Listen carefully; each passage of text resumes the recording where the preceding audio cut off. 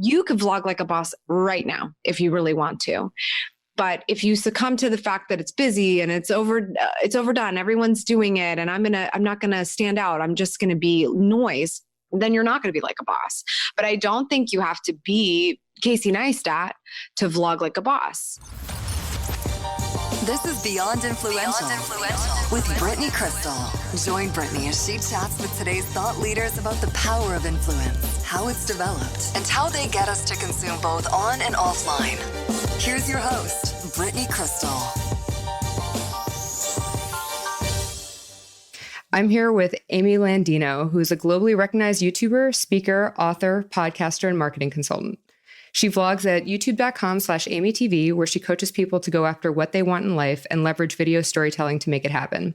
She's owner of 2 creative companies, Aftermarq and Vlogboss Studios, and she speaks and consults with a global clientele. In her best-selling book, Vlog Like a Boss: How to Kill It Online with Video Blogging, she shares her collections of strategies and tactics to help you create video to get you the attention you deserve. I mean, she's a keynote speaker. She does kind of everything. If I don't condense this, it would literally take me a podcast episode to make it all the way through your bio, Amy. Well, thank you. I know it is kind of long, isn't it? But before I welcome you to the show, I just want to say one of the things I do admire most about Amy is not only seeing her on YouTube, but she's not only a YouTuber, but she's a businesswoman. And I just have the utmost respect for her, and I'm honored to get to speak with her today. Welcome, Amy. Thank you so much. That was Her today. Welcome, Amy. I'm excited to chat with you. Well, I know I kind of condensed your bio a little bit. Do you mind giving the audience some background on who you are and what you actually tell people you do? Yeah, sure. I guess it's funny. I don't even know what I say when people ask me I guess it always depends on the person. It's like, oh, are they aware of the internet and all the opportunities available to you? Or should I not say things like I make videos on the internet for a living? Like, it's just sort of one of those things we have to decide. But I really, I got into this because on a basic level, I always kind of wanted to try to understand how to communicate with people better, because I think growing up, it was quite an anomaly to me. I just thought I could never connect with anyone. And the internet has made it possible in so many ways, social media and video and a lot of those things. So that's like at a basic level, but really every day I'm helping people leverage these online tools to be able to share their message with the world and have a conversation. And it really all started in 2007. I made my first video, and it was just sort of an anomaly that it even happened. It just was an idea that I had when I was a part of a wedding, and I wanted to make the bride feel special. And I came up with the idea of making a video, which I had never done. And it was just kind of this crazy process of learning how to do it and bootstrapping through it. It was just like, oh, great, there's editing software on my computer. Awesome. And I learned a lot from playing that video at the rehearsal dinner and having an opportunity to see what it was like to create something and being able to control the emotional tone of the room by having them watch something that you made.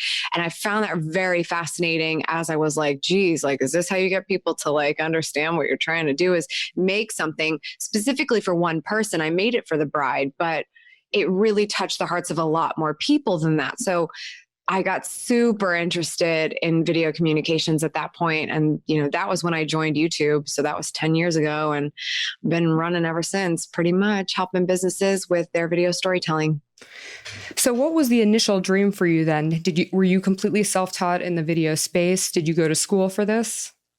No, I was going to school. By the time I realized that this was a job I could do, it sounded like the coolest job in the world, because I went to school for political science. I didn't even finish because I got the dream job. Nobody that was graduating college at the time was getting a job.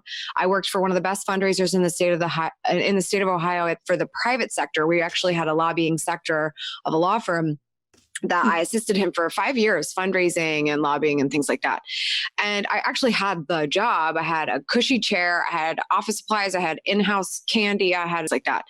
And 1K, I had stability. And when I started to realize that video was so fun, and then people who were smarter than me in a lot of ways said, you're actually very good at this. You could do this for a living. That's when I discovered the industry of social media marketing. I eventually made the jump from corporate America and decided, I'm young. I don't have any kids. I'm not married. I don't have a mortgage. I've got some student loans, but you know what? I'm going to take a chance and I'm going to go and try to work for myself because I don't know how else I could get hired for this because I didn't go to school for it. There isn't even curriculum for it at schools at that point in time. So there's no way anyone would go to school for it. I'm just going to take a chance and see what I can do. And that's pretty much what happened. I side hustled for about a year and a half before I was like, okay, I don't have full-time clients, but I know it's because I can't give them my undivided attention.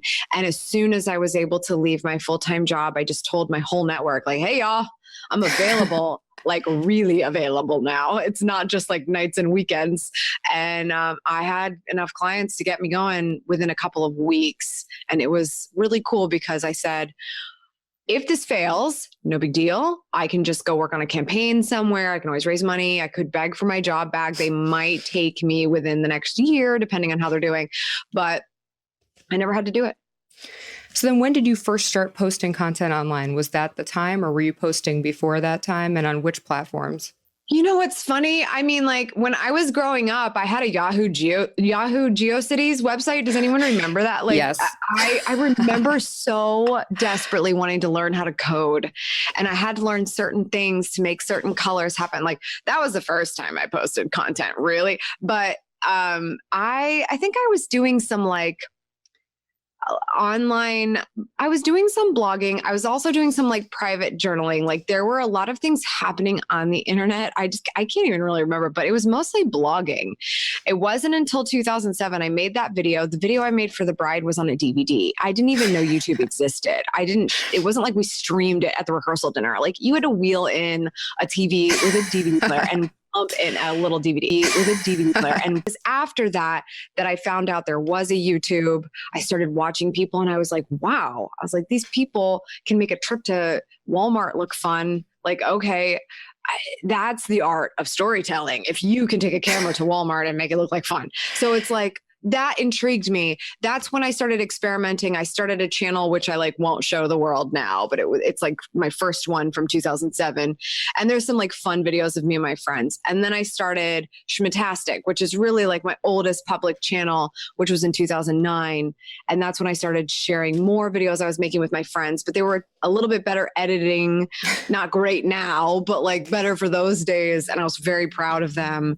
And then of course, like YouTube has messed them all up now. They're the wrong like ratio and crap. But like you go through a lot of these things. I wouldn't have even realized that social media was something I even cared about. Really, I mean, I grew up with a computer, so the internet as a whole was awesome for me. But social media as something I cared about and turn it into a passion would never have happened if I didn't start uploading videos just because I loved it in, between 2007 and 2010, 2009. I mean, it was like, you upload a video about nothing, you learn real quick how to facilitate a community around that because you're literally all talking about pretty much nothing. Like it's just your life. And I think you can learn a lot about that when a lot of companies are saying, we don't know what to do. We don't know what to talk about. We don't know what to make videos about. We wouldn't even know where to start. You could talk about anything. You just have to be of sound mind to think like your viewer and what they would want to know. So that's really when Savvy Sexy Social, which is my now channel, and it's been rebranded it's called Amy TV now, but that's where I said, I want to be somewhere where I can post and really feel like I'm helping people understand this medium. I can't have it on the same channel as like my life adventures with my friends. But that was when I was really like, I'm starting my business. I need to have a platform for this kind of conversation. And that was 2011, early 2011, when I got very serious about video business content. So how long did it take you then? A few years of just kind of posting about your life before you realized, hey, this is an actual business and I want to make this a business channel? Yeah, that's exactly what happened. It was a number of, let's see, 2007 was my first video. I really wasn't getting serious about it until late 2008.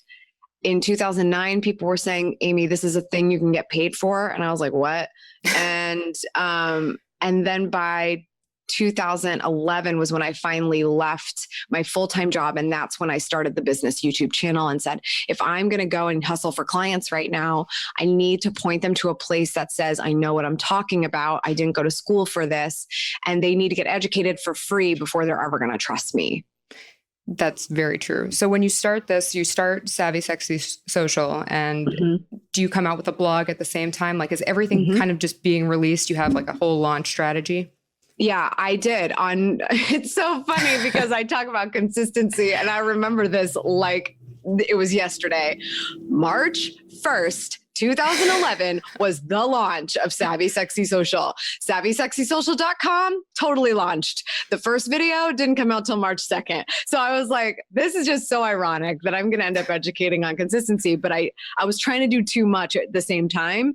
I don't regret it. I think it's like funny that I remember stuff like that. But no, the website, the Twitter handle, everything you can think of, the YouTube channel, it all rolled out at the same time. And it was like, hey guys, Amy has a real business now, and here's where you need to pay attention to it. So this might be a slight tangent, but had you had any experience running a business before that? No. None. So I don't have any fun stories about wishing I was an entrepreneur, or like the lemonade stand would last like 5 minutes. I didn't have the patience for that.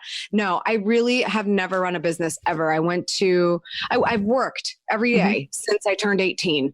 I was the only kid that didn't get kicked out of my parents' house. And I use kicked out lightly. Like, I was the only one that left on my own. I wanted to go. And I knew that if I did that, I was taking a major risk, and I was going to have to figure out how to pay for stuff. And so I've just worked a lot. And I think the closest I ever got was like, there's got to be a better way to make more money than to have to keep committing more time.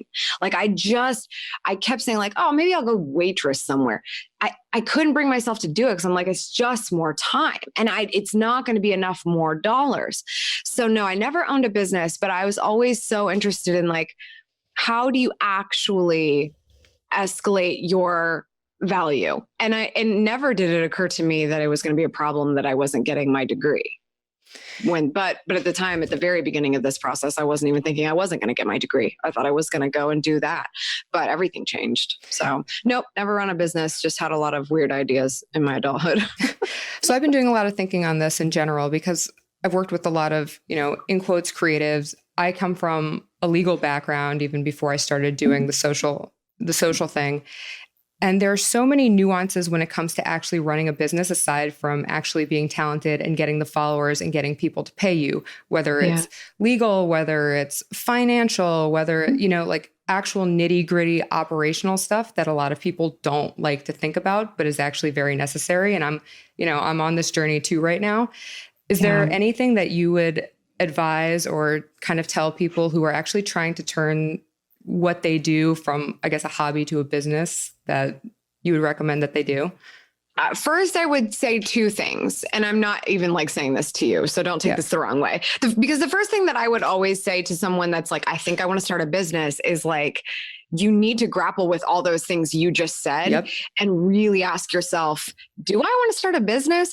Like that, it's so much. It is so much. And people see a lot of the upside and the highlight reel of starting a business, but those intricacies, like paying your own taxes and all this stuff, like no one's doing this for you. You don't have the 401k built in. You don't have a sign-on bonus. Like you can barely make your rent a lot of the times when you're just getting started, and you usually aren't paying yourself. So anyway, so there's that. Really look at yourself and say, do I have what it takes? Or is it just that I'm so passionate about what I'm doing that if I was in the right position, it would be like intrapreneurship, where I could absolutely be a rock star at that company and I'd have a lot of great perks and I wouldn't have to worry about whether or not the lights were going to be on. I think that's one thing.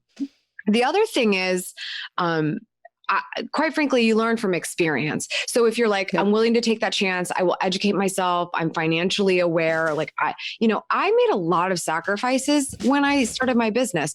Like I said, I had a lot of things that weren't that risky, but I still got rid of my apartment and moved in with my boyfriend. And I pretty much told my boyfriend, I was like, So if this is a problem, because we've been dating for a few years, I'm like, if it's a problem that I'm moving in with you, I'm going to go move in with my parents and we're done. Like, because if you don't support me at this point in time, not just financial support, but support me in the fact that like, this is something I want to try. And I'm 23 years old. So like, I've got some life to live, then we're going to have a problem. And he didn't have a problem. I moved in and I was able to save money because we moved in together, and that, worked out great because we're not together anymore. So we learned a lot about each other.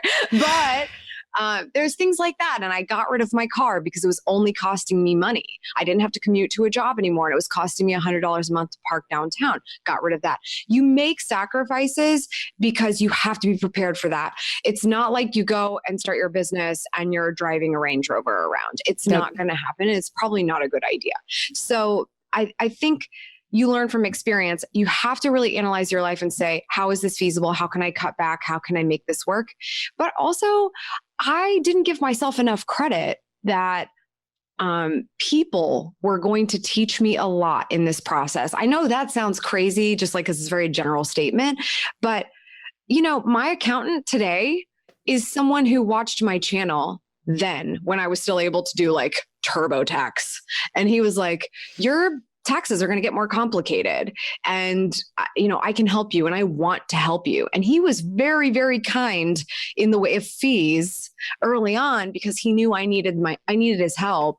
And he had the ability to help me. And just like I went to my first clients and offered my services for free, I was not his first client, but he loved my work and he worked for me. And it was like the best thing that could have happened to me because otherwise I would have been super uneducated about finances for a business. And now I know the ropes. So that's, I think one thing I would say is if you are taking the chance, just make sure you are talking to people who are smarter than you in the ways that you are not smart. And when someone talks to you about something vitally important to business and you're like, is this like an upsell or is this like insurance? Like you need it. Maybe you should listen a little bit and get a feel for what do you really need and let those people help. Because there's a lot of ways you can collaborate and trade with people. And you don't give yourself enough credit at the beginning that could happen. And I think that's my biggest regret because I might have asked for help more if I gave myself that credit. But it took somebody else telling me, like, you're the bomb. Like, can I please help you with your taxes? I mean, everything you just said resonated with me so much because, knowing that I was going to, eventually leave Vayner, I knew that I needed to build some kind of business out, some kind of model, like protect myself, think about contracts, think about those things. Mm-hmm. But I hadn't actually had to do it yet for myself. And I just know a lot of people don't think about it that way. I knew for me, I know you have an agency. I knew for me from watching internally that I did not want that structure for myself. I didn't want to have to build out a team like that. That's not what I was interested in right away. But I really have learned a lot from having good people around you. I learned a lot from watching Gary operate his business and the people who he had in their specialties, who definitely would know the things that, he doesn't know and wouldn't like to deal with or ever learn. And I've been very lucky too to have somebody who's now my lawyer who works with a lot of entrepreneurs and kind of creatives and influencers. And he's a business partner in so many ways. And I actually met him through my content too. And it's been so helpful. And I see what value it is that other people can bring. And like I can always exchange, helping on his brand or whatever it could be. But you can definitely learn from people around you. And I think people need to take the time that it's not as easy as certain people on the internet will just have you think.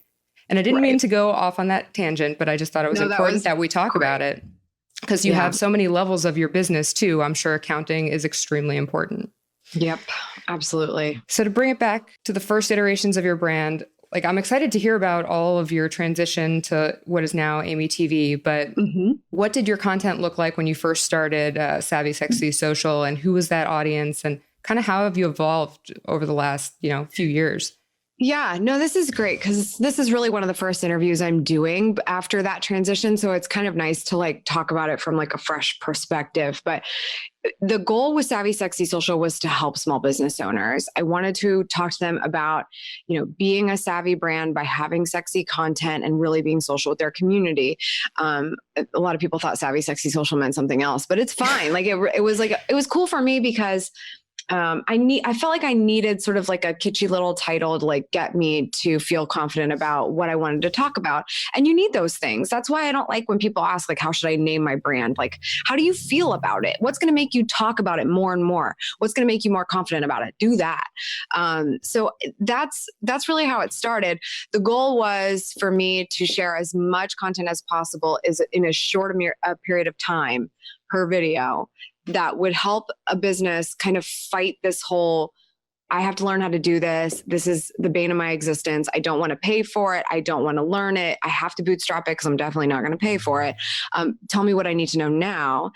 And the best way to make an impression on someone when you are not known or don't have word of mouth clientele is to prove that you can deliver in a very short period of time.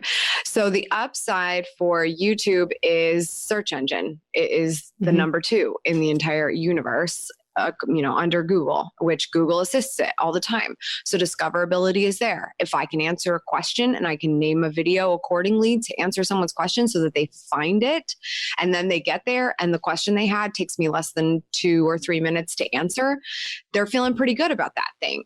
Not only that, they have their answer, and I didn't really ask much of them otherwise, maybe ask them to join my email list or ask them to subscribe to the channel. But then they get excited about learning more because they're like, well, if I knew that in under 2 minutes, maybe something else could happen. So the goal for me was share consistently, do it in a period of time that is feasible for a small business owner that's trying to find a quick answer to something so I can be that resource for them. They will remember me. And so it's feasible for a small business owner at the beginning. Things really started to change when it was time for me to write a book. For a long time, I was fighting this concept of writing a book. I was like, you guys, I have a YouTube channel of free videos. Why do you want me to write a book that you would have to buy? Like, that would be ridiculous. But as you become a public speaker, which video gave me the ability to do, you really do need a book because people want to walk away with that manual. As I started to write the book, things started to change because the priorities of the audience changed. They cared more about me. They cared more about my process, not just the answers to questions. They wanted to see that. And then, the book launch was a lot more of that. It was catering to that. And that was all of 2017. So now we are in 2018. And, the way of the old videos for me, they don't really work because I now have a following who will tell people Amy's awesome. And as long as you have some people that will do that for you, you can go very, very far. When you're working with nothing, you have nothing. And I know there's a lot of people dealing with that frustration, but I luckily have people that believe in me, have been there since the beginning or not. They just showed up and they love the old stuff. They love the new stuff. But today, with watch time being extremely critical on a platform like YouTube, and the more minutes you have per user, per session, per everything, the better the channel will continue. It's not as many episodes, but they're a little bit longer. They're more in depth. They're even more personable. They're even more connected to me, but they are also extremely useful. Otherwise, I feel like I am useless. Like, I'm not just going to get on a camera and just say, here's what I did today. Here's my dog. I can't. I can't bring it. I don't care if I'm getting paid to be an influencer and do that. I would not be able to bring myself to do it because I'll just feel so useless. I feel I have to bring something to the table whenever I talk to anyone. And when you're on video, you're talking to someone. So Amy TV is very much a reflection of that. It's kind of a safe name because it's like, oh, yeah, it's guaranteed to be Amy TV all the time. But people will still expect very much from me and they'll just get it in a new way. And that's pretty much the difference. So how has the avatar or the audience that you're speaking to changed from that point to now? Yeah, you asked me that. I'm sorry I didn't answer that. I mean, honestly, it's been it's very similar. I've always catered to an extremely small business. There have been lots of medium to large size businesses that have been helped by my brand. No doubt about it. Aftermarq, the agency that I own with my husband, Vincenzo, we have large clients in part because of the really hard work he does and the really hard work that I do. And what I do is very specific to small businesses. But over time, small businesses obviously fully exist, but now small businesses can consist of just individual people just having a personal brand and monetizing a personal brand, which my content has always been really good for. It wasn't necessarily the popular thing when I started, to be like, oh, I'm going to monetize being myself. I think I have a lot of opinions about that. I know Gary has a lot of opinions about that. Like, you really need to not go in with that perspective because it's a terrible one, but your identity is very important to getting the sale and to making those relationships. And a good example of that is like a real estate agent. You may work for a company, one that's very reputable and one that people can trust, but you're the person that they're working with to choose this huge purchase or sale. And so that's where video really comes into play very usefully. So over time, yes, it's always been small business, but today I would say even more, it's individuals who see themselves going into business, whether it's in a side hustle capacity or in a small business capacity, or they just want the job. Like, they just want a great job, and they understand that the degree and the resume are not enough. They haven't been in a lot of years, like a lot being like almost double digits now. So it's like, you really need to stand out. And I think that's truly who my audience is. And I will say that I think when you become more known, your identity starts to help identify who you're talking to. And my audience has become more women over time. When you're a female making videos on YouTube, always is your viewership predominantly men. Like, they're just using the platform a lot more as viewers. However, my subscribers are significantly higher in females. And I think that that's indicative of what I talk about and how much they need it. It's not just the intricacies of how you do this stuff. It's developing talent and confidence around it. And I have figured my introverted way through that. And I think that inspires other women. So we're definitely going to talk. I think real estate's an interesting space to talk about personal branding. And we're going to talk a little bit more about how to use video to grow a personal brand. But going back to your brand, was your growth slow and steady then? Or did you have a specific moment where things just kind of blew up for you? No, I've never had like that viral sensation. I mean, like ironically, the closest thing that we could even say was the viral sensation didn't even go viral. It might even have like 10,000 views or something, which is nothing. But when Gary wrote Jab, Jab, Jab, Right Hook, there were a lot of things that happened before, and I won't go into that long story, but I did a musical book review because I was just so over the moon about this book. I was like, this is quite frankly the manual that every business should have on their desk for how to use social media correctly, like well. And I was so excited about it. I wrote a song about it. Like, I literally ripped off another song and like added words to it, but nobody was doing that. Like, who's doing that? Nobody. And I was like, okay, I know how to like sing to a microphone, and I can sync up the audio with video of me dancing in a chair. That's pretty simple. And if I put that in a YouTube video, maybe Gary will see it. And I'd already met Gary in advance of that, but lots of people are reviewing his book. Lots of people meet him. He's in the middle of a book launch. That morning, he was actually on Creative Live, being interviewed by Chase Jarvis when the video went live. And I remember sitting there watching him on a live stream, which at the time was like so weird because there were not that many of them. And I was like, God, I hope he sees this video. And he did. So that's an example of like, he went ape over it. Like, he shared it everywhere. He put it on his Facebook. He put it on Twitter. He shared it again. It was really, really nuts because who's singing a book review? Nobody. It was, you find these little holes in the world and you're like, can I fill that hole? I don't know if anyone needs it, but I'm going to. And that was kind of a cool moment because that's one where you can say, no, it didn't go viral. Like, I don't have views, watch time, like crazy PewDiePie metrics, but I got some really targeted attention through that. There are people who still follow me to this day that discovered me because Gary went crazy over that video. I even saved the image of the tweet and put it in my book because I was like, I love how Twitter keeps everything. And it's so crazy to think that something like that could introduce people to each other. And I think it's stuff like that people don't consider. It doesn't have to go a million miles away to go viral. It just has to be something that somebody would go, I would share that. If you get done making a video and you think to yourself, like, even if I wouldn't have made this, I would share it because this is good, then you've really gotten on the right track with it. And that's the secret to video, period. And I think that's what more people should be thinking about. I completely agree with you. And I actually have to ask you this question. So congratulations on getting married this past year. Well, thank you. Vincenzo's wonderful. Yeah. But you are the first person that I'm speaking to that has kind of adopted their married name, or even one of the first people that has had an actual personal brand, and it's kind of been a topic for conversation. So like your Instagram name is Schmittastic. You were, Amy Schmittauer. Are you Amy Schmittauer Landino? Are you Amy Landino? How did you make the decision for all this? This is like super crazy territory, but it's like, you have to make some really tough decisions in your life. Let me tell you a story about Amy Schmittauer. I was not born Amy Schmittauer. I was born with a different last name, which I'm not going to say the last name, but my mom got divorced when I was 2 or 3. My stepdad came into play, and, we got to an age where, one guy's always around, the other one's not. And I remember sitting down at the dining room table, and my mom, which is weird because we didn't have family dinners that often. So I should have known something was coming.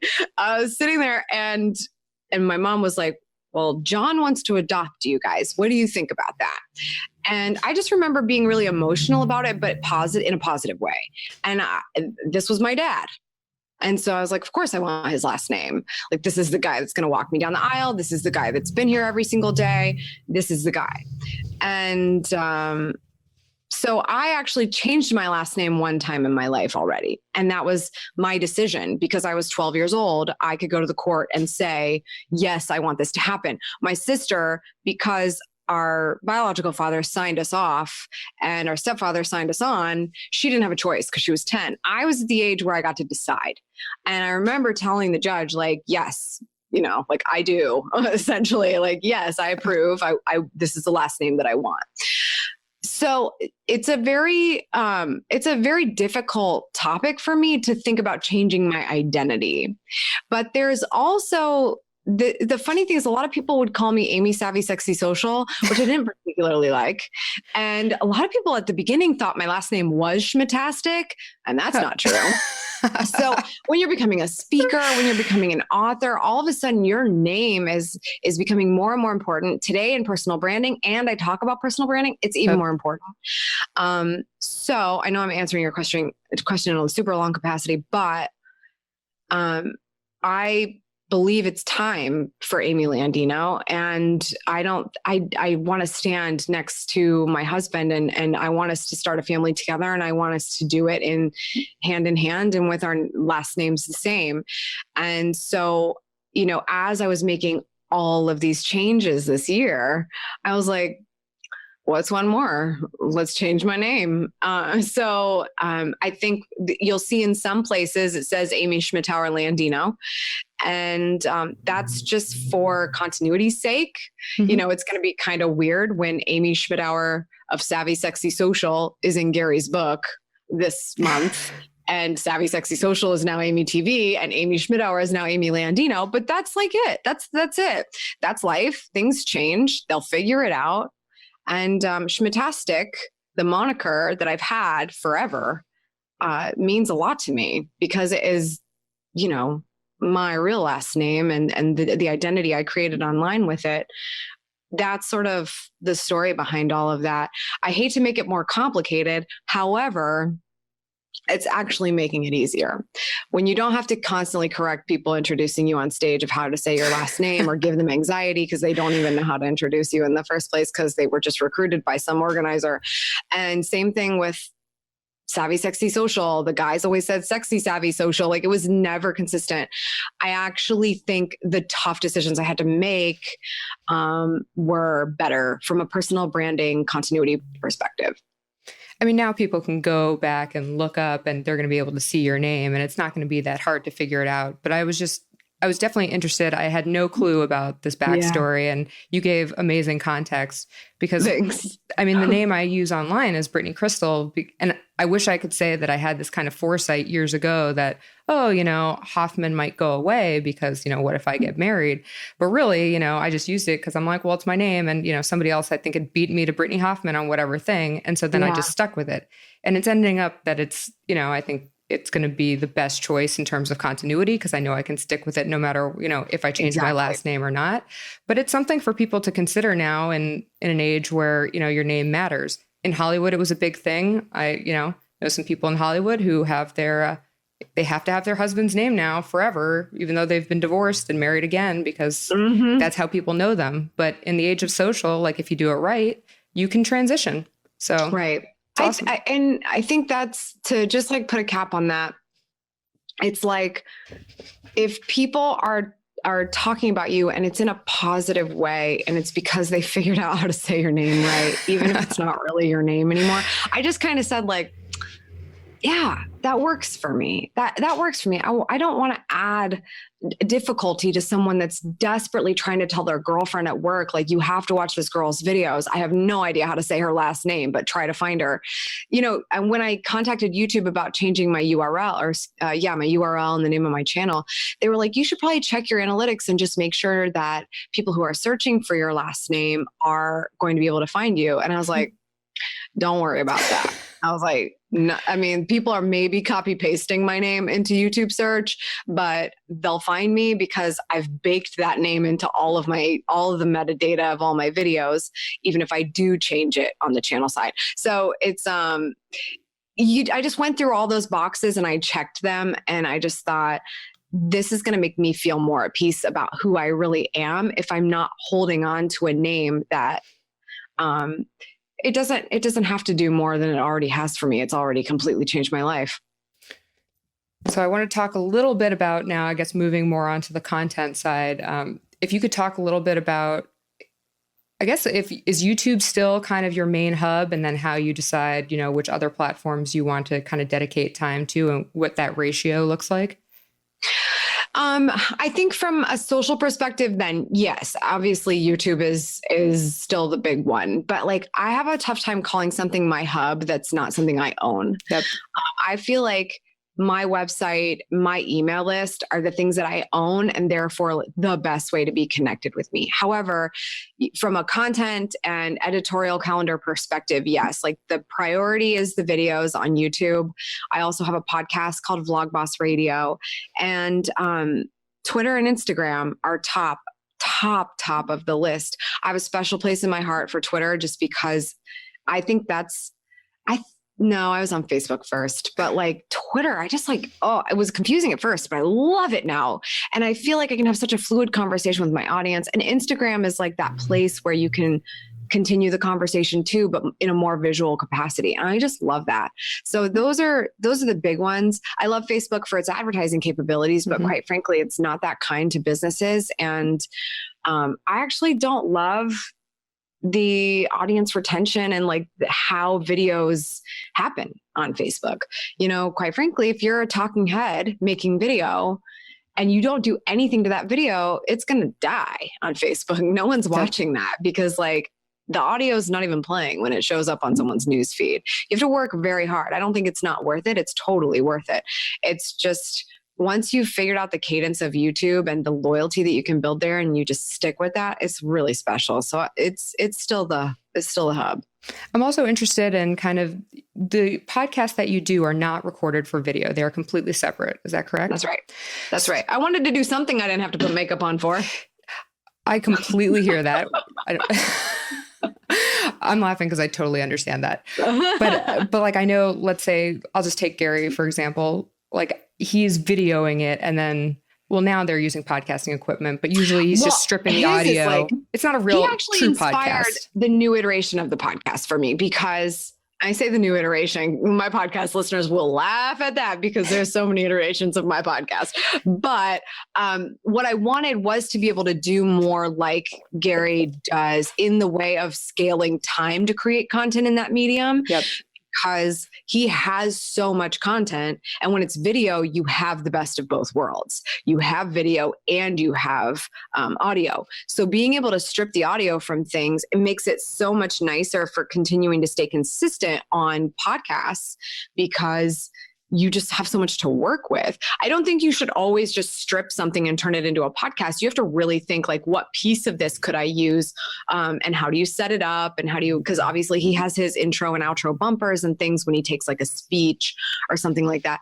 But I loved that he was doing that because he was really showing you can go all in on a medium like podcasting, which is very important. I mean, audio has always been important for message delivery since the radio or since people talked to each other. But just being able to do it and go hard at it and not have to spend more time on it. Gary doesn't have to spend more time to make a podcast. He just does the thing that's been already working and he repurposes it, but makes sure it's in the right context. So you're not just repurposing something for the sake of it. I completely agree with that. So if you can talk a little bit, I mean, you're putting out podcasts, you're putting out video, you're running a ton of businesses. How do you think about your content in terms of buckets and batching and kind of strategy and all of that fun stuff from the day to day? So I actually talk about a bucketing strategy for video creation in my book too. I always feel like you have to give yourself an easier time than trying to fill in a bunch of blank slates all the time. Just like someone has writer's block, you're going to have video block, you're going to have podcast block. Like, what do I talk about today? And part of that is really planning. And I always say, what does my audience look to me for? What are those sort of like categories so that I'm always looking at these different buckets or categories that I can fill rather than just like new video idea, what's it going to be? Because then you really show the versatility of your brand. If you find yourself in a predicament of being pigeonholed into a certain kind of content, you can start testing something else, which is really good. And YouTube always advises you, if you have a new series idea, you should have at least 3 to 5, not in the can, but like totally doable so that if it takes off, you can continue it. You can actually come up with more ideas. The worst thing that could happen is like you come up with a great idea and don't keep up with it. So that's one thing. I definitely have changed my buckets over time. The audience hasn't changed as harshly as the bucketing has because, like I said, there's a transition of people, how they feel committed to you, how much they care about you individually versus getting their question answered. So all that kind of thing. But back in the day when it was more focused on how do you use different features of a social media tool and constantly geeking out over that, I don't even think I could keep up with that these days. It's incredible how things changed fast in 2011 and 2012, but it was like, it's crazy now. So with that, it was really just instructing people how to do this, how to come up with content ideas, how to stay on top of things. Like that was what I was really focused on. But now with the transition going forward, it's more of like, how do you just leverage these things to actually get what you want? Because I have found that people can very easily find out how to do things and look up a hack here or there, but it doesn't mean they'll do it. And we live at a time where content is aplenty and you can get it from anyone and you can get any perspective you want and any opinion you want on it. You can find someone that has that opinion and then be like, see, I told you, I don't have to make video, whatever. You could get that opinion from anyone these days. I think what the bigger thing is, why do you want to do something and what is it to achieve? Because when you start talking about confidence and being able to do things and stepping out ahead of other people in the norm and really doing something that could make a difference in your life, we often just talk ourselves out of it because we think everyone's going to laugh or everyone's going to not understand or it's going to be too long of a road and you don't have the focus of why you're doing it. And I don't think you have to want to buy the jets to know your why. Like you just need to have a bigger vision than I'm just going to keep doing what my friends think is cool, because if they're not doing anything spectacular, what do you really want for yourself? You have to have a bigger vision than that. So the transition of the content bucket wise has very much been, yes, these tools exist, but what can you actually do with them? Video gave me the ability to become a speaker. I never thought I was going to become a speaker. I definitely didn't even know I even wanted to become a speaker. And that still is wild to me. But it's crazy awesome because it's yet another thing that I can do. And I have a skill set for that a lot of people would rather die than do. And that is so crazy because it's like, I'd rather die than make video. I'd rather die than speak on stage. Like, I've chosen two things that are pretty special in that way. And that's what's cool about it. And when you find those things that are special and you see the why and you're like, this gives me a lot more freedom. I can get paid more for a smaller amount of time. I have to sell myself a lot harder, but that's what's cool about it. So I've gotten to a point with my audience where it's like, guys, I have like 800 videos on how to do this stuff. Go watch them. It's really not changed that much. Even if a feature is different today than it was 3 years ago, the overall, it's a very evergreen advice. Now it's a matter of what's holding you back. What are those barriers you're putting in your way? What are those things you're telling yourself like, oh, I can make videos, but no one's going to subscribe to me because everyone's vlogging now. It's like, okay, well, that's a really good way to get nobody to subscribe to you. Don't even start. Don't even try. That's what it's really about to me. I've noticed this a lot more as I've been traveling internationally to speak, because we are quite ballsy here in the United States compared to like England, where they don't even want to laugh at your jokes when you're on stage, which I'm learning to deal with. But they definitely don't want to make video because everyone's thinking they care so much about what the rest of the world is identifying as normal. And if we all wanted normal, then we would all just get in our cars, sit in traffic and go to a regular job and take a paycheck and then come home because that's normal. But then who would be running those companies? Well, I'm going to diverge for a split second. You've been talking about keynotes for a split second. You keep from your keynotes. You're a fantastic speaker. Thank you. Do you even outbound at all, or is this all inbound, or is this part? It is mostly inbound, although I'm definitely working on my strategy on that because we live in such a beautiful world of inbound, but sometimes I'm like, it's a little lazy. Like, look at all this stuff I have that I could very well be advertising myself with. So outbound is something I'm getting a lot better at, but I'm very lucky that I do have a lot of inbound requests. It's cool. So going back to what we were saying before, so your content, you batch it. And then in terms of distribution, I don't know how big your team is, if you want to speak to that, but how much time is spent, batching versus actually getting it out there. And I'm sure your editing skills, if you are still editing, are crazy fast at this point. So yeah. So, well, it's interesting actually. So, we have a team at Aftermarq, and Aftermarq is working on some more like socially friendly video, but I won't take my hands off my YouTube content. I think part of it has to do with the fact that that's what I fell in love with in the first place. That's where I feel like I'm truly creative. So I really don't have a team on that. So I have to manage my own time in terms of when am I going to plan out the content for the month? When am I going to record it? When am I going to film it? When is it going to go out? I have videos filmed right now that aren't due out until February, just because that's when the rollout happens. And that's what makes it manageable for me, because I'm very, very good at my calendar. Like, I'm very good. I am a stickler for it. Like, I didn't even know what link was for this call until the moment it's time to get on this call, because I don't have time to check it beforehand, because I block out every moment of my calendar to work on what I'm working on if I'm not doing something else with somebody else.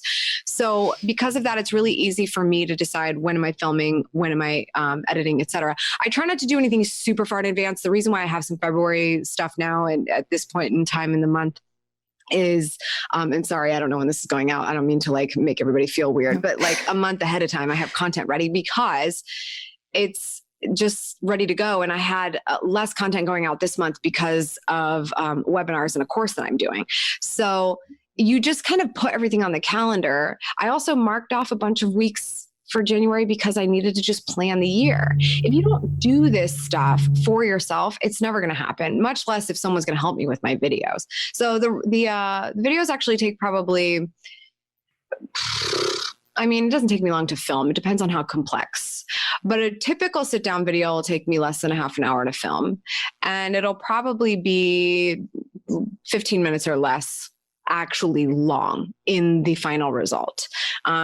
15 minutes is very long for me these days. I'm shooting for about the 8-minute mark if I can.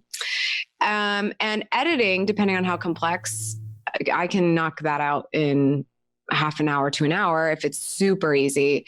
But if it's got a lot of layers and there's things going on, lots of titles, then it'll probably take a few hours. But to me, that's worth it because I own 2 video companies. And again, that's my creative side. I'm not a professional editor. I just like it. I just like being able to comedically time myself. And so that's the joy that I get out of it. And then it just goes up when it's ready or scheduled. And there's a little bit of SEO and optimization I've got to do. There's obviously pre-production and post-production stuff you have to do. And you just have to figure out, like, how long does this take me? Plan on that. End of story. Stop fighting it. Stop telling yourself you'll get faster. I'm slower now than I was in the past because the videos I did in the past were 2 minutes and I would just like cut them up like crazy. And then it was just like done super fast. 20 minutes, I could edit a video, but the video would be like 15 minutes long because I had all kinds of like audio issues just to get to a 2-minute product. It's a very different time now. You need higher quality these days. So you just figure out how long does it take, stop fighting it, just do it. Because when you're done, it's so worth it. The biggest thing I think people screw up with this is, man, this is going to take so long. So I'm not going to do it. If it takes a while to make it, but that thing lives forever, the mistake you're making is not actually marketing it. Because these things live on forever and they can give you the same result today as they did 4 years ago. And that's what I love about YouTube. I don't know that you can say that about Facebook these days because their search feature is just crap. But YouTube, you can totally say that. You could go to the YouTube homepage right now and a video will be customized for you based on your watch activity and it'd be 6 years old. Doesn't mean it's any less good of a video. And that's awesome for creators. That tells you that you are investing in a database. So why not spend an extra hour if you can on a piece of content? If it's necessary. If it's not perfect, who cares? Just get it done. So I think people are really going to get a lot of value out of the next few questions. So the concept of vlogging has really taken off in the last few years. Can you talk to us a little bit about what is Vlogboss Studios, where you came up with the name Vlog Like a Boss, and a little bit about just the importance of vlogging right now? Yeah. Well, I feel like it's very serendipitous that I went with this. I don't know. It is and it isn't. It was intentional. I was vlogging when I started Vlogboss Studios, but it's not mainstream. I just thought it was cool. So I was like, well, that sounds good. Vlogboss Studios. That's it. I filed for the business. And I remember my YouTube friends being like, that's a good name. Like, that was a really good choice. I'm like, oh, thanks. Like, whatever. Now, here we are and everyone's talking about vlogging and my company is called Vlogboss Studios. It's like, oh my gosh, like people actually know what it is now. It used to be embarrassing when people would say it and they have no idea what vlogging is. It would be like vlog. So there's that. Vlog Like a Boss was just like totally natural for the name of the book because obviously the business is Vlogboss. And I wanted people to pick up the book and felt like they could get started. Most people don't because they think the industry is oversaturated right now. The name of the book is not just so that I can go buy a coffee mug from absolutely anywhere and have 3 out of the 4 words of my book title on my coffee mug. It is because you can vlog like a boss today if you absolutely want to. If you take a couple of steps and try to actually do the video in the first place, market it, take a few steps to make it design friendly so it actually pops and people look at it, you could vlog like a boss right now if you really want to. But if you succumb to the fact that it's busy and it's overdone, everyone's doing it, and I'm not gonna stand out, I'm just gonna be noise, then you're not gonna be like a boss. But I don't think you have to be Casey Neistat to vlog like a boss. You just don't. I have 2 fruitful businesses and I can stay home in my pajamas with my dog if I want when I'm not traveling to speaking engagement. That's vlogging like a boss to me. My video is achieving the life that I want. I love it. And I think that's what people need to reframe their mind about. So Vlog Like a Boss at a basic level was that, but also the manual that if you wanted to do this, if you wanted to start today, you would have something that could tell you step by step, how do you come up with the strategy? How do you film? How do you buy gear? How do you optimize for YouTube search? All that kind of stuff. It's just all in the book, in addition to some stories about me. So, well, do you think everyone can and should vlog or be putting out video content? I think everyone should be putting out video content. I personally, to break down the vlog thing, I don't think that there's only a certain kind of video that is vlogging. There was a time when YouTube vloggers were lonely people in their bedrooms that had no friends talking to a webcam. So I actually think that vlogging is a lot of different forms. If you can blog something, it could be valuable, it could be a how-to, it could be here's what happened in my life, then you can vlog something and it would be the video version of that. So yes, I think everyone can vlog. Now, if you can't get out of your head, if you can't look at the lens of a camera like it's a person, if you simply cannot psych yourself up to do that, to really understand who you're doing this for, then you definitely shouldn't. Because if you think nothing else, but I feel like an idiot, I think people are going to make fun of me, this is stupid, and that's louder than I can help someone, I can entertain someone, I can do something cool for someone, and you have a very clear depiction of who that is in your mind. If the naysaying voice is louder, you shouldn't do it. Your videos are going to be terrible. Nobody's going to connect with you. No one's going to care about your content because you probably were like blacked out. You probably were doing some terrible elevator pitch nobody actually wants to hear because they just came here for some other reason, probably the title of the video. You shouldn't.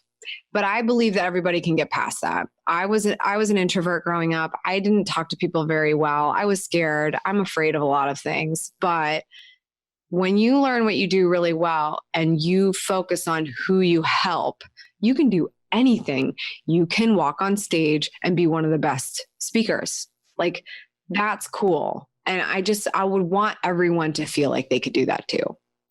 So let's say somebody's starting their channel tomorrow. What do you tell them is the most important thing to consider when they're posting on YouTube? The video is important, but it's not the most important thing. I mean, obviously you need to make the video, you need to actually get it done, but you could turn your smartphone on and talk and be done. If you're starting a YouTube channel tomorrow, the most important thing you could do is design.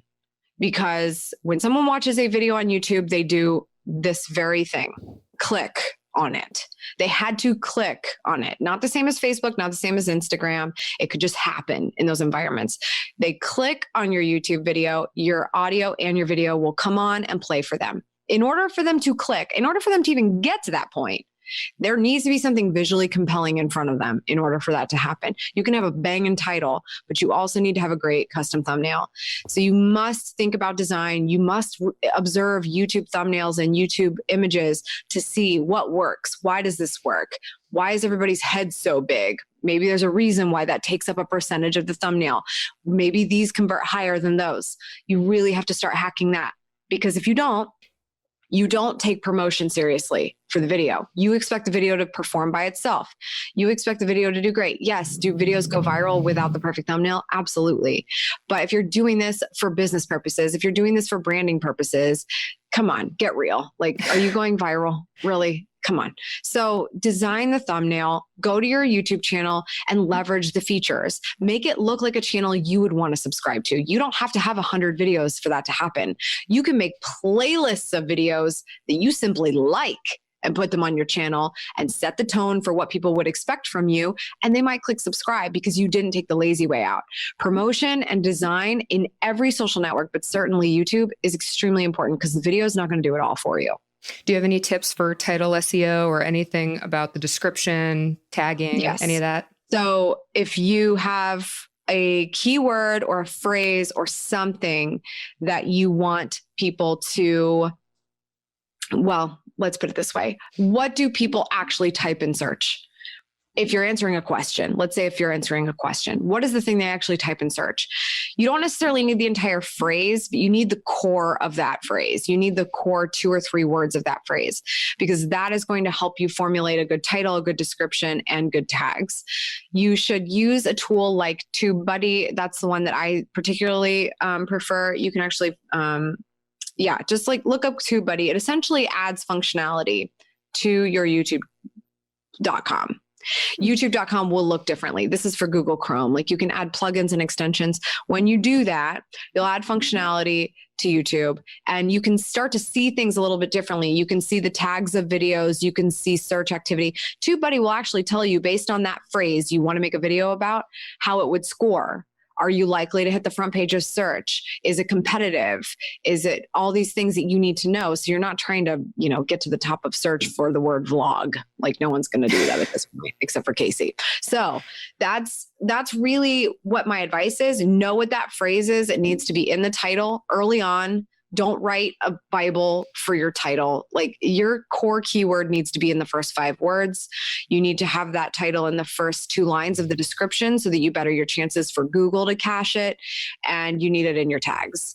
And if you do that and you add a couple of other things in your tags, like alternatives of how people might search for it or how they might stumble upon it, or other things that you have in common, other videos that you might have in common, other people you might have in common, then you're more likely to be discovered. And that's as simple as it can be with YouTube search. It's incredible. So this audience is a mix of people on the entrepreneurial small business side who want to promote their business, and also people who are trying to either build their brands or become influencers themselves.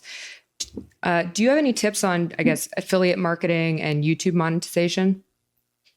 Yes. YouTube monetization is harder to achieve now. Well, yeah, no, I guess I'll date this podcast. There's a change every week. I'm like, YouTube, would you guys pick a lane? Like, I love you guys and they trust me and they've had me on their channels presenting. I'm just like, you guys are just making everybody mad for no reason. Just like pick a lane. So with Google AdSense, everyone gets stressed out about this. The fact that you have to have a certain number of hours, a certain number of subscribers, a certain this, a certain that. It's not going to pay you anything. Like Google AdSense is not going to make you that much money. It's making Casey money. It is probably making Gary money. But the reality is you would have to have so many views in a period of time and over a period of a month for it to start paying your bills. Let me tell you something. Google AdSense is maybe paying for me to go to the grocery store. And, I'm getting like right around 20,000 views every 48 hours. So if you're getting views, you may not be getting that much in AdSense. So there's that. I would not put all your eggs in that basket because there are so many other ways to make money right now. And then that can be some nice icing on the top later on. Affiliate, you can do immediately. Immediately. Some of my very close friends on YouTube are tech reviewers. And the way they made money at first when no tech companies cared who they were, and at the time, you couldn't even get into the Consumer Electronics Show with an industry badge if you had a YouTube channel of hundreds of thousands of subscribers and be taken seriously. You had to have a website that had traffic. So at the time, YouTubers weren't even really considered thought leaders. And the way that they made money was with Amazon.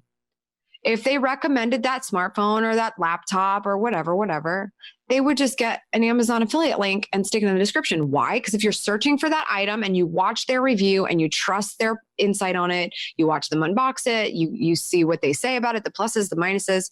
Now you're in a purchase decision. The link's in the description. You click on it.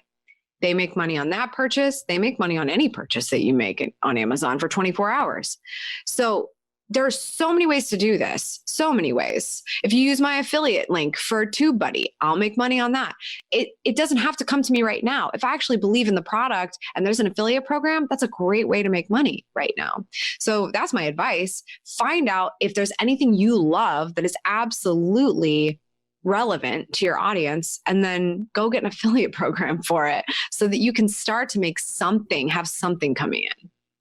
So this is the question I ask everybody. What do you think the secret to influence is? Oh, I think the secret. Oh, okay. This is what I'm going to say. I think that the secret to influence is brandity. And what I mean by that is I'm unveiling this word. I've decided I'm unveiling this word. I have this conversation with my husband a lot because we use social platforms differently. And I actually think that's fun. I like seeing how people use things and it's a little bit harder to get a retweet from me than just for any reason. And I've actually learned this from some of the best influencers I've ever met. And it's because I'm not just going to do it just to make somebody else feel good because they asked for it or because they want it. I don't have vanity over my social platforms. I have brandity. I have a brand and there's only certain things that my community really cares about. And I'm not going to sell out for that, even if it's just something silly. If it's something silly here, it's something silly there, and you start to not care about these things, you might sign the wrong sponsor because you're just desperate for the money and it wasn't a good fit. Or you might start promoting something that's not truly aligned with you. It's something as little as having a little bit of brandity on your social networks and really knowing like every single thing you say or do is observed by this community that you're facilitating. So as soon as you want to start going on a tangent about politics or about religion or about stupid people, I can't do that. I choose not to do that because I'm trying to inject positivity into my community. So what sense does it make for me to go on some rampage on social media? I have too much brandity for that. So I don't know. That's what I think the secret is. I think it's holding that so close to you and taking it very seriously because you're dealing with people's trust and how much they have in you. And that's the state of social media for a lot of people today, not just those who choose to have a personal brand. Everyone has one. And who do you look to in the space as also influential? It can be vlogging or just in general. Who are you looking at? I mean, I can't really like pick a person because it's like anybody that's doing that, anyone that takes their brand really seriously and presents their best face every time. I mean, like I will happily say Gary in this case, because he is the perfect mixture of truth and authenticity and just pulling the curtain back. And there's still not a lot of people that do that. Like, some people think they're doing a great job of it, but they're really just showing stuff that's boring and no one cares. He's showing you the stuff that like really he doesn't have to and is super moving the needle. And I think that that's amazing. And it's completely changed how people see entrepreneurship and this world that we live in with social media.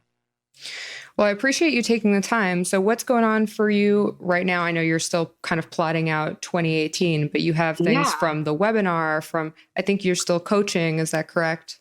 Yeah, absolutely. So Vlogboss Studios is where I coach with small business clients, and that's awesome. But I'm actually most excited about the course that is the perfect like handshake with my book, Vlog Like a Boss. So the masterclass for Vlog Like a Boss is coming out this month.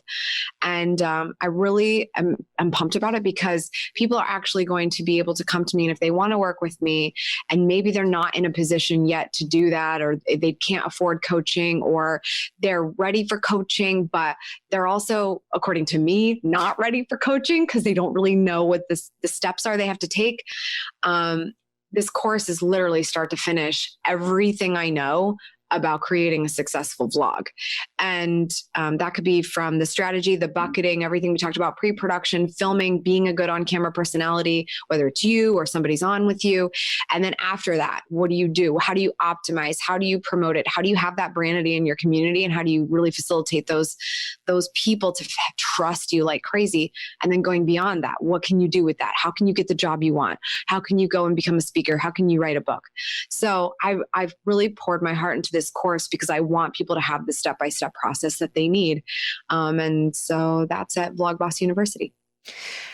I mean, I'm just so fascinated by what you do because it is such a skill. And like you said earlier, the things that terrify people the most, video on social for sure. And it is really hard, like working with personal branding clients. And you can be the biggest, baddest, most expensive thought leader in whatever area, and you turn that camera on and you see some of these people clam up and they're just not used to it. And I mean, I think it's great that you've put out something that will help people kind of get over that, or at least get more comfortable. Yeah, absolutely. Thank you. I appreciate that. So where can people find you and find out all about all your different offerings? I suggest you go to vlogboss.com.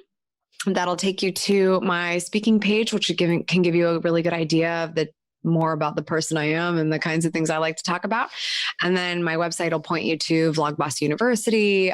If you're interested in what kind of gear to use for video, I have a shop page. You can kind of check out what I have going on there and all the videos and all that kind of fun stuff. YouTube.com/AmyTV. Well, thank you so much, Amy. Thank you so much for having me, Brittany. Thank you for listening to Beyond Influential. If you found value in this week's episode, please rate and subscribe on iTunes. I'd love to know who you find influential. You can let me know on Twitter, Instagram, and LinkedIn at Brittany Crystal, Krystle, or visit my website, brittanycrystal.com. Beyond Influential.